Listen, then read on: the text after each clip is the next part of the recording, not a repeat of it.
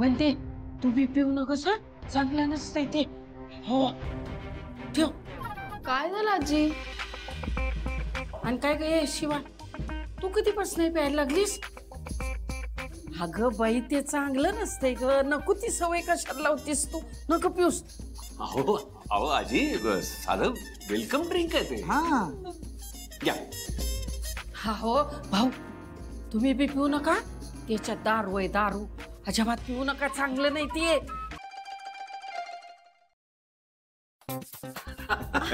देवा काय हो आजी, पुण्या मूर्खाने सांगितलं तुम्हाला यात दारू असते म्हणून आणि तुम्ही त्याच्यावर विश्वास ठेवला. असं काही नाही हो. घ्या, सरबत आहे साधं.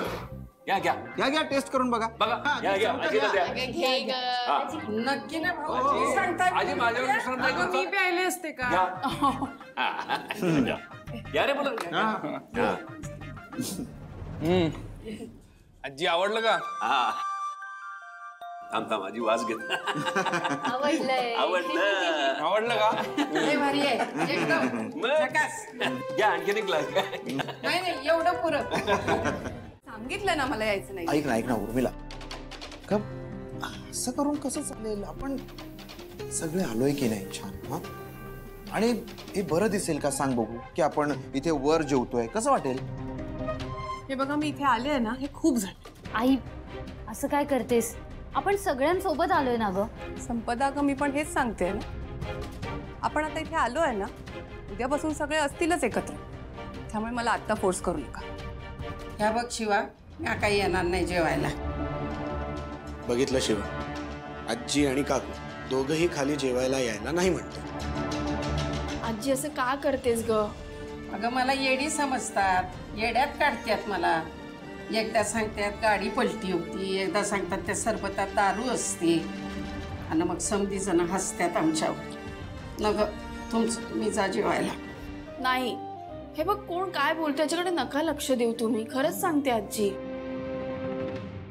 ऐक ऐक ऐक, तुला कोणीही फोर्स करत नाहीये, पण आपण सगळे एकत्र आहोत, मजा मस्ती करतोय, आणि असं वागलो तर भाऊंना पण वाईट वाटेल ना.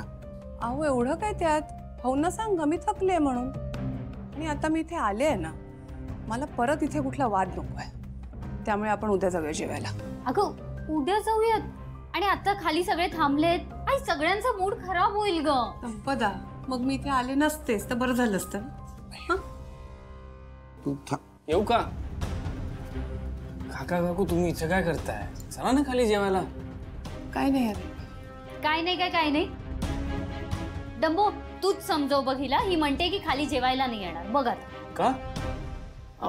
आजी भाऊ पण आले. तुम्ही नाही आलात तर त्यांना वाईट वाटेल. हे बघ शिवानी, सारखं सारखं सगळ्यांसमोर हसं करून घेण्यापेक्षा आम्ही न आलेलंच बरं आहे. खरं तर आलो नसतं ना तरच बरं झालं असतं. अगं तुम्ही तरी मजा केली असती का नाही? अगं तुझ्याशिवाय मजा केली असती का आम्ही? तुम्ही असं काय बोलता?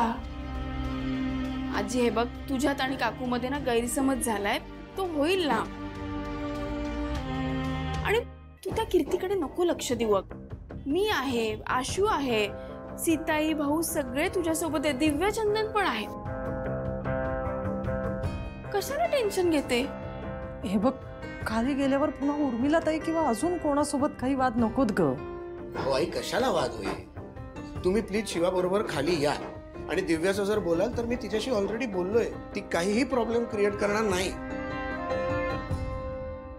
आणि आई आजी पप्पाने आपल्याला काय काय शिकवलंय की आपण कुठेही कधीही असलो तरी घाबरायचं नाही, बिंदास राहायचं, हो की नाही?